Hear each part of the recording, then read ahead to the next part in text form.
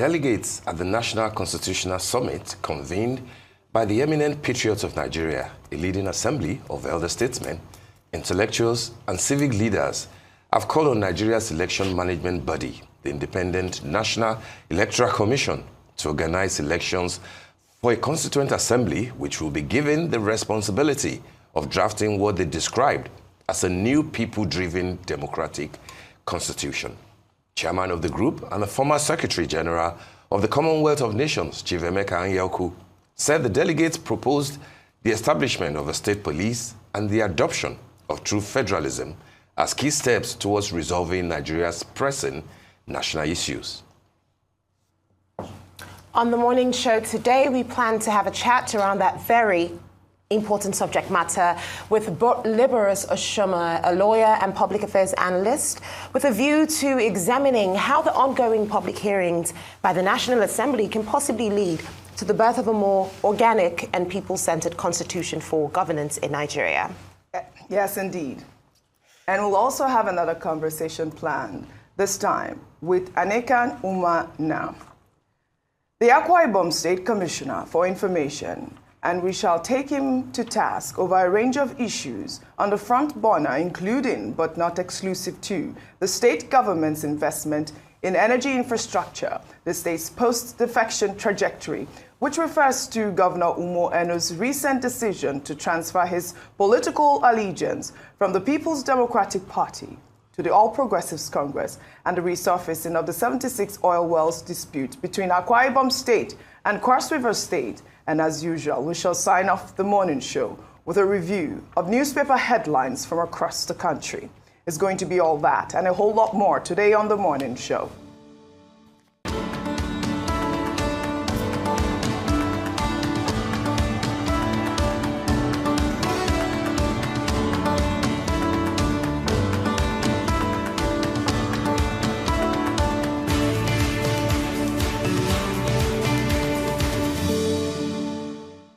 Welcome back to the morning show here on Arise News. Well, the Obedient Movement on Saturday described Governor Monday Okpebholo of Edo State as a threat to national unity.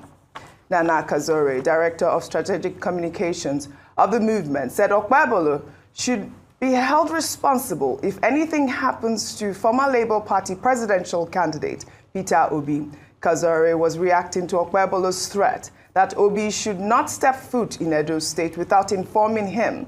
In a statement, Kazaure faulted the governor's stance, stressing that the Constitution allows freedom of movement for every Nigerian. Right, we had seen this video trending on social media. Steve, Kachi, good morning to you both. Good morning. And, you know, we saw Governor Okpebholo actually I don't know if I'd call it a threat to the Labour 2023 Labour Party presidential candidate Peter Obi, who actually turned 64 yesterday. Happy birthday to Peter Obi.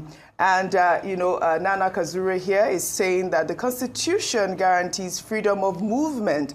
I don't really understand the fuss about whether or not a personality like Peter Obi should be stopped from entering any state in this country. I mean, there was a time, I believe, back in a couple of months ago in Benue State, also the governor, Haisen, had also said that Peter Obi needed permission to go into the IDP camps. I mean, what really is going on here, Steve Ayorinde?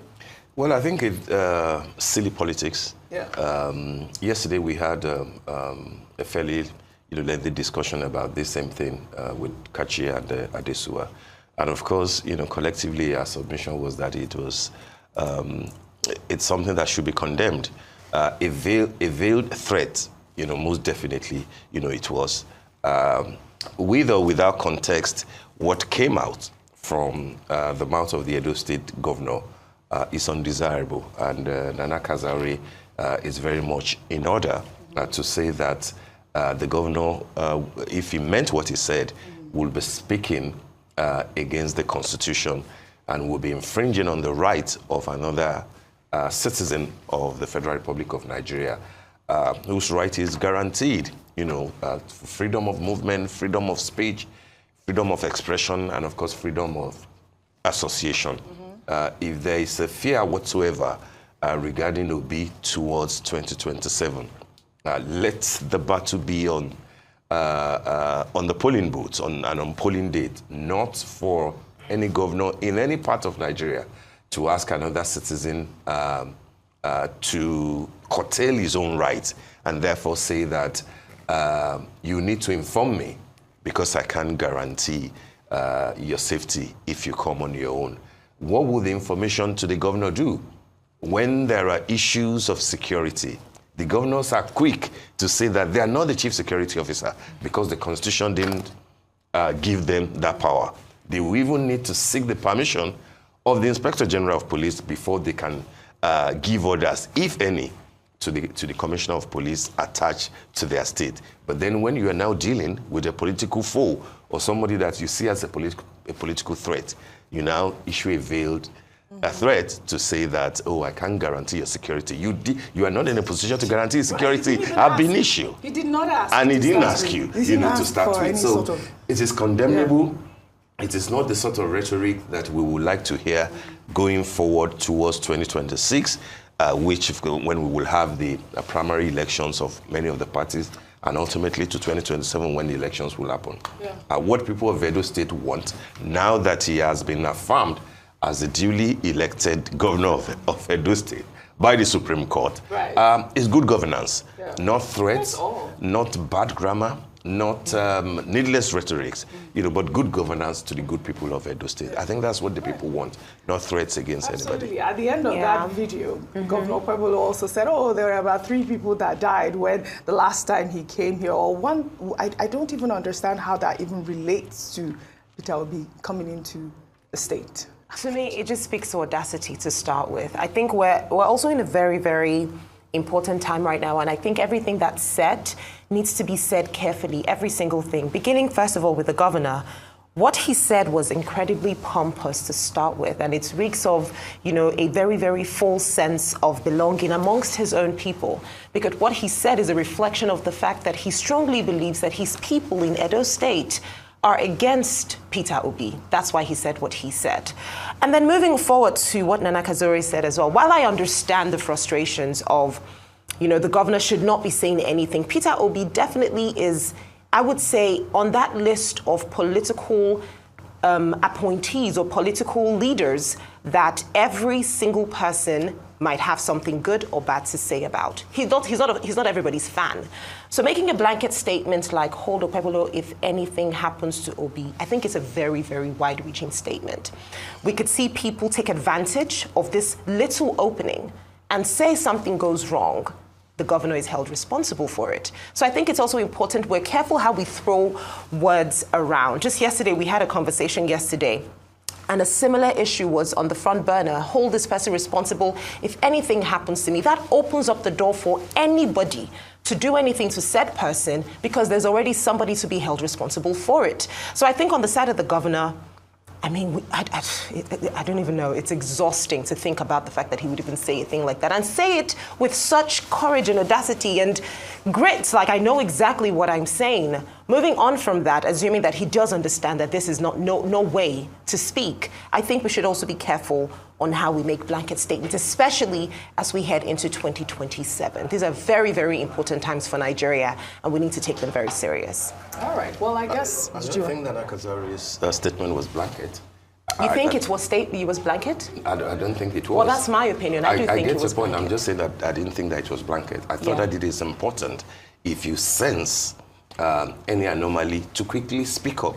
Not after, danger will have happened, that you now begin to run to the media to say... Of course she can speak up, but there's so many other ways to highlight a danger or an impending threat to a person's life. I don't see anything wrong in saying However, that, when you say hold this person responsible, what I said was... That person who has issued a threat. Yes. Within his territory. Saying, yes. Within his territory. Yes. And therefore, if he does go to that territory and something happens, hold him responsible. That's not what she said. She said hold him responsible should anything happen to Obi.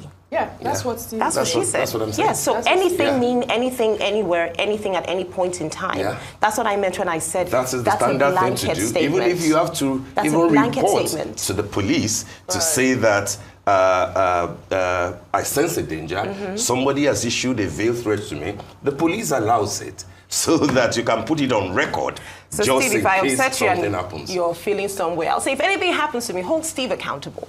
Yes, that happens a lot. And then tomorrow, And maybe really, OG says, oh, catch him, I'm going to just well, kick you. I will hold Steve responsible. I don't think that she's off point You know? by saying that as well, Kachi. And I get that, agree but I'm with, just saying that there are other ways that she could have said what she said. And I think Nigerians could also learn from the that. fact that Okpebholo is the chief security officer of the state. He should be responsible for the sort of rhetoric that he dishes out. And if he's saying, if Obi enters the state without my information, there will be, what did he even say at the end of the day, self? He cannot secure his security or his safety. So, I mean... That was what she said. I mean, what did you expect Nana Kazaure to say? I mean, that's really all she had to say. If anything happened to Obi, this man has issued this sort of threat, please hold him responsible. Well, I guess on that note, we'll have to just...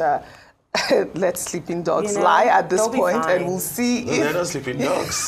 Let the authorities be aware, particularly the police. Yes. I mean, I think this is conversations when human lives, you know, are at stake. I doubt we're not talking of just I doubt anybody. anything will happen. Of course. But of course. But of course. Politics, like you said. But of course. But this is political season. Yes. And we know what the country has experienced in the past, which we don't want to go to. And if a citizen is saying that I'm putting you on notice just in case. I don't think she's that's wrong. How it works. I think that is how it works. And you know that it's not only, like I said, Edo State that has issued this sort of threats against Peter Obi. There's also, you know, like I said, Benue State. Don't forget Bayelsa. Bayelsa as well. When you know there was going to be a rally, a pro-Wike rally, and the governor said, well, I'm not sure, you know, if this can happen here, given so and so. Other parties said you do not have the right. Yes. So when people express their constitutional rights, so we should all hold people responsible. Don't say no. I mean, don't let it sound simplistic. But when people respond,